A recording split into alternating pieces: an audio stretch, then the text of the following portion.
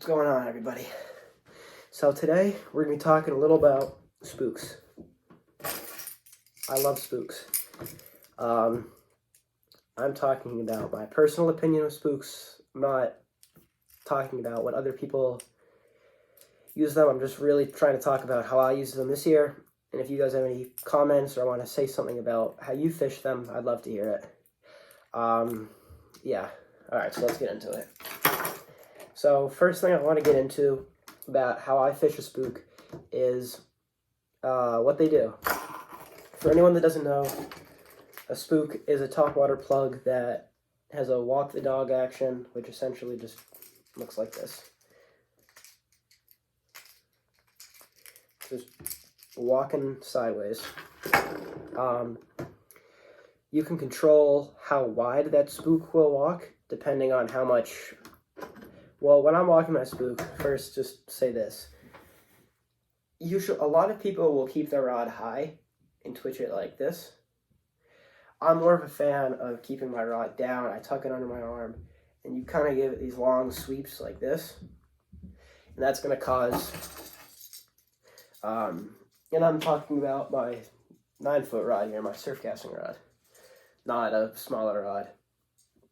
But even still, you're doing the same thing. So when you walk that lure, you're essentially making it look like some sort of prey item. It could be, with this bone color, usually it's going to be peanut bunker, adult menhaden,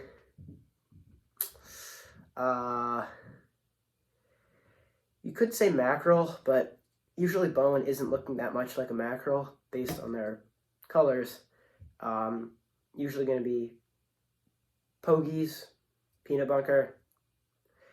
I guess you could say sand eels. They're more clear though, not as defined white as this. But that underbelly of the fish is what they're seeing, looking like this. It's white. So yeah. What you do with those spooks, you walk them side to side, and essentially that walking side to side makes it look like this. We'll pretend this is some adult bunker. So this bunker is walking. When I say bunker, pogie, or menhaden, all the same thing. Just want to clear that up for anyone that doesn't know. So this thing's walking side to side, and essentially what that's looking like, in my opinion, it can be a lot of things. It could be trying to run, and if you're fishing a blitz, or even anywhere really, all this could be is, we'll pretend this is our bass here. It just came up and ate our little pogie here. So it's walking like this, or let's pretend this is what the fish are thinking it is. So what they're thinking is when they see it walking side to side like that, their ideas could be another bass just came up, hit this thing out of the water, or grabbed it, sucked it under, and ripped its fins off or whatever.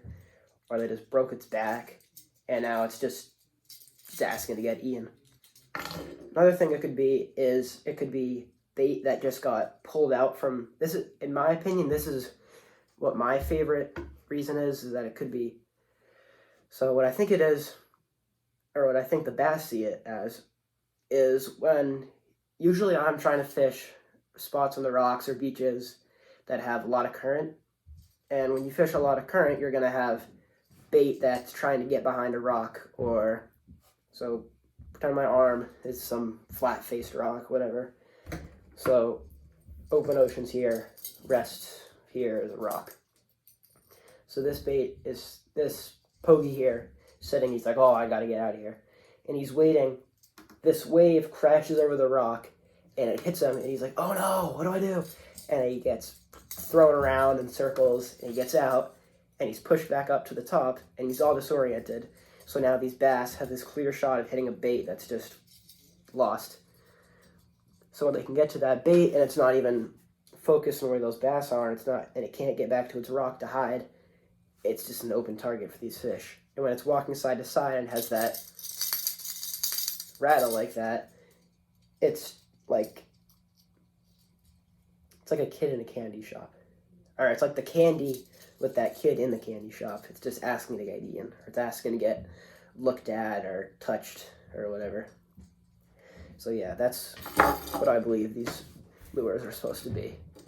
Where I fish them, I'm fishing rocks, beaches, not as much estuaries. Early spring, I'm fishing a rebel jumping minnow, and I'm casting these around points where there's breaks in the current. Those fish could be stacked up waiting for someone to drift by their face, and they can just come out and smack this thing. Quickly to go over colors. I think what you should fish generally whenever I'm fishing topwater, or specifically a spook, because that's what we're talking about today, I'm fishing bone. Here's 2 good examples of a bone colored plug. Bone is essentially this like off-brand white, which seems to draw bass up very well because it's clear to see in daytime, sunset or sunrise, and it's an easy way to pick out a target with it being a color that nothing else in the ocean is, as well as it's when you're looking up. I don't know if you ever thought about this when you're swimming, or if you're in a pool and you ever looked up and someone swims over you and you see their stomach and you don't see their back. Same thing for fish. You're seeing this lure or this pogey swim right over your head, and you're just seeing its stomach and it's all white. Yeah. Pretty much I had most of my success with these lures fishing sunrise, sunset, and if you can find a nice middle of the day bite, usually you're going to find that with an overcast day, a good tide cycle with the right amount of current in that spot, need to push the bait around. So when you fish those, honestly, I think that's generally about it to cover these. Oh, actually, one last thing.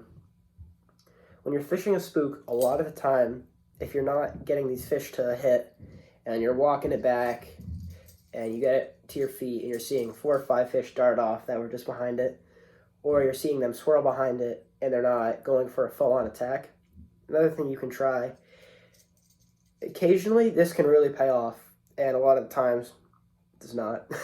So it's something you can figure out yourself. There's a couple things you can do. One, you can, while you're working it back, you can just completely kill the lure so it hits that last twitch sideways and it just kind of drifts out and turns back. And I feel like a lot of the time it hits that stopping point and starts to swing. As soon as that swing starts, those fish will come up and nail it.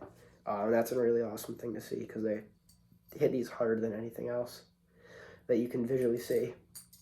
Another thing is, I was talking to Finn Hawley about this one day when I was fishing with him. His Instagram and YouTube is Striped Bass Hunt.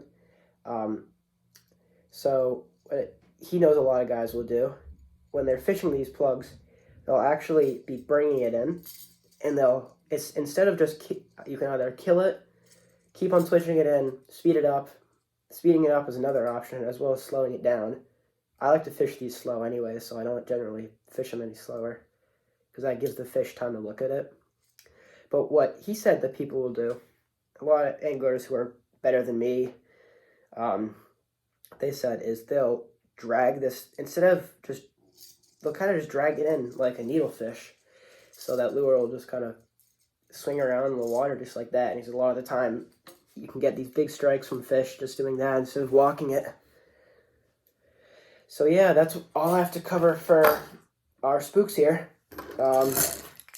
Just really quickly, I'll show you guys some of mine that I have laid out. If I can hold them all.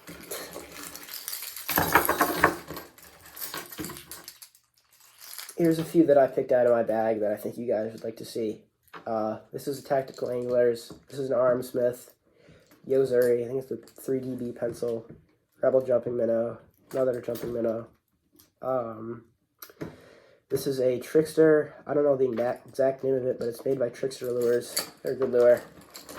Got a bunch of fish on those. So yeah, that's about all I have to cover for spooks. They're an awesome plug.